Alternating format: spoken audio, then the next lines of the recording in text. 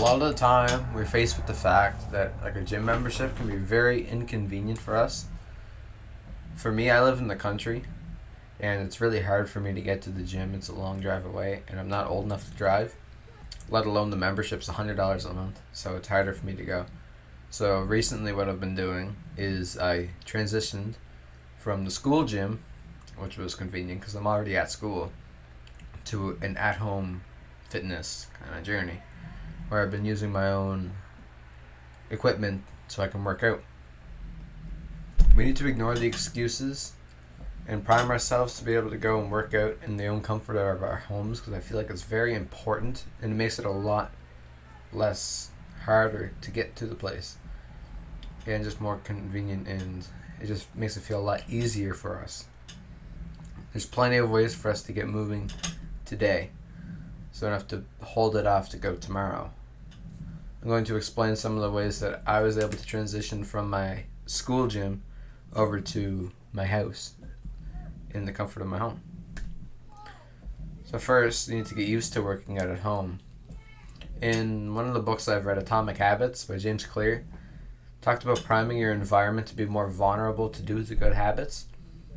Picking an area where you can do your workouts is the most important part about this, because it needs to be the best part about it being at home is that it's so convenient because it's there with us and it's just a couple steps away. So make sure you have the right space for your environment, whether it's a garage, your room, or you have a spare room you can work out in. I find if you start in your room, it would make it a lot easier and a ton more convenient, so it would be easier to start building up the habit of doing this. Next, we're going to need equipment. You can use whatever you want or whatever. It depends on your budget, really. But I would opt for at least something to do pull-ups and like a set of dumbbells that are a good weight for you.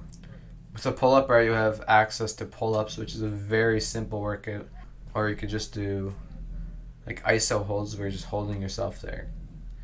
And it's good for your stretching your body out. And then the dumbbells, they're good for a lot of workouts because there's a lot of workouts you can do with a moderate weight for yourself. The dumbbells are good for a variety of workouts, whether it's bench pressing, curling, rows, deadlift squats, goblin squats. You can use the dumbbells for basically anything. If you have more money for your budget, there's a lot of other things that you should opt for, like a bench and like a barbell.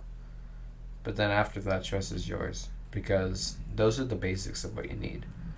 And a lot of it's expensive anyways, so. And finally, we actually need to put in the hard work and do the workouts. So we need to start putting in that sweat and tears. Make sure you're pushing yourself for hypertrophy, so you're pushing yourself just a little bit past your limits, and you start to implement them in this new area.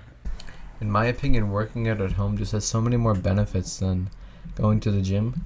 By now, I've actually just started realizing that it's really cost efficient and there's not as many excuses to actually go to the gym. So start working out at home. Once you get into it, it's very, very useful.